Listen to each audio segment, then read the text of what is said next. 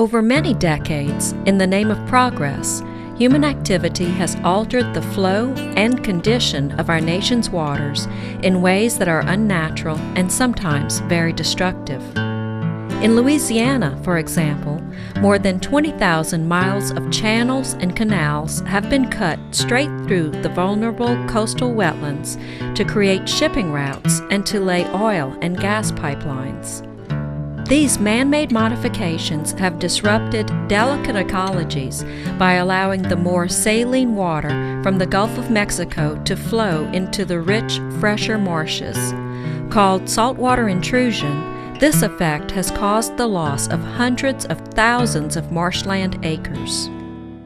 Salinities in coastal Louisiana is by far one of the most prevalent causes of wetland loss. These higher salinities encroach in freshwater areas or fresher areas, and once salinity reaches an area that the vegetation cannot tolerate that salinity, vegetation dies and we end up losing our coastal wetlands. Maintaining the healthy freshwater marshes is particularly important because these habitats support a more diverse plant population than saltwater marshes do.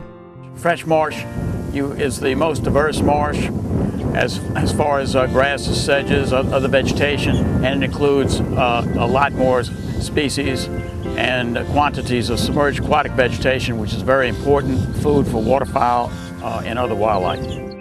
The roots of these diverse freshwater plants are also important because they help protect and hold on to the sediment that forms the marsh. They also produce organic or plant sediment. The factors that create an organic soil are basically the breakdown materials from dying plants that builds up along the marsh floor, similar to leaves and branches and things in a forest floor. When the dead plant material decomposes and that organic material works in with the mineral material in the soil can actually increase. But when salt water is introduced unnaturally, such as through canals and channels, the freshwater plants die quickly, well before saltwater plants can take root in the sediment. As a result, the sediment deteriorates and simply falls away, becoming open water in a process called coastal erosion. It's a highly organic situation where that root mass dissolves, and the root mass is what holds the fragile marsh together. And once you lose that root mass, there's nothing to hold that marsh, and eventually ends up being open water. Since the 1950s, more marsh has been lost in Louisiana than anywhere else in the nation. With it have gone fresh grasses and rushes and bulltongue and irises, as well as habitat and nurseries for alligators and muskrats, ducks and herons, and sunfish and largemouth bass. But there is some good news. We now can successfully combat this problem with a restoration technique called hydrologic restoration. Hydrologic restoration uses a number of specific procedures, often in combination, to return water to its natural flow and salinity. Hydrologic modification is used statewide in coastal Louisiana because in almost every case, we are fighting the same battle. We are trying to preserve and perpetuate the freshwater regimes of our various basins across South Louisiana. It involves the installation of various types of water control structures to bring back the historic hydrology within a coastal wetland environment. But in a controlled fashion, so that the marshes are not stressed and the marshes grow at their optimum salinity and water levels. Some of the techniques are well known, such as pumps and water control devices. Others are less familiar, such as culverts with gates, bulkheads, embankments. Or you can have complicated adjustable water control structures, such as the one behind me. This is like the top of the line water control structure, going all the way to the simplest structures being a plug or a fixed crest weir. Just various types of water control structures that are used to control water levels and control salinities within a regime. This is one of the more common type water control structures that's being utilized in coastal Louisiana. It's referred to as a omnidirectional flow structure, where flow is only allowed in one direction to provide a head against any higher salinities from encroaching further into an estuary. This particular structure has been fitted with a boat bay, allowing boaters to continue using the resources that they've used in the past. One of the most effective methods used is the construction of large structures that can move quantities of water while carefully controlling the amount of water released and the flow rate. This is accomplished with a series of gates that can be raised or lowered as needed. Water is introduced into marshland at rates that can reduce salinity, improve flow, and stabilize the level, returning the marsh water to its natural condition. Under the Coastal Wetlands Planning, Protection, and Restoration Act, called QWIPRA, numerous projects of this type have been completed or are now underway on federal, state, and private lands.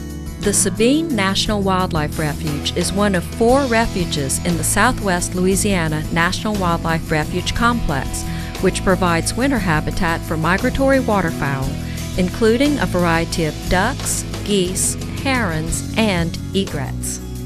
There, a channel dredged for shipping allowed salt water to intrude, which in turn led to a significant loss of precious, protective marshland. In response, QWIPRA organized a project to replace 3 aging water control structures with updated technologies. The Sabine Structures Replacement Project will reduce saltwater intrusion and help maintain more than 1,000 acres of marsh. This is the Hog Island Gully water control structure. It consists of 4 large 7.5-foot wide bays and 2 3.5-foot wide bays in the center. There are 2 gates on each slot, and there's a bottom leaf and a top leaf, and we can raise either one or both. The gates in those slots, they're operated by electric motors. We can control salinity, we can control water depth, and it'll allow the shrimp, crabs, and fish in and out of the marsh. We want to protect these marshes from further degradation from saltwater intrusion. If the water levels are too high, structures drain excess water and they slow down higher salinity water from getting into the marshes. Another effective technology, called a freshwater diversion, redirects fresh water from a river into wetland areas. This can be done by cutting a crevasse or gap in a riverbank or levee, or by siphoning river water over a levee through a pipe that functions like a straw. And the technologies are continually improving. Restoration projects on public lands are important because they protect marshes so that they can be used by all of the public. You see around here there are people fishing. We have boat launches here. We have duck hunting on the refuge. We have 2 nature trails, and these structures are helping protect these public lands.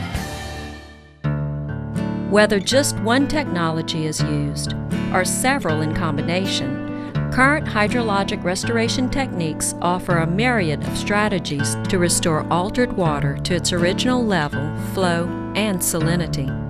Nationwide, and particularly in Louisiana, hydrologic restoration projects range from large structures, such as this one, to smaller techniques, such as installing a weir in a bayou or installing a culvert.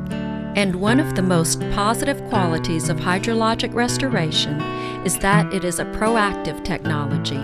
Not only can existing problems be addressed, but if at-risk marshland can be identified, we can intervene effectively before the damage is done.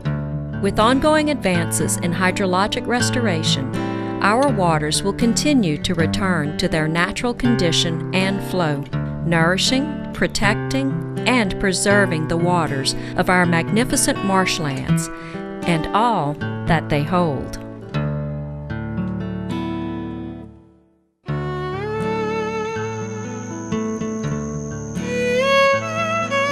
To learn more about QWIPRA, visit www.lacoast.gov.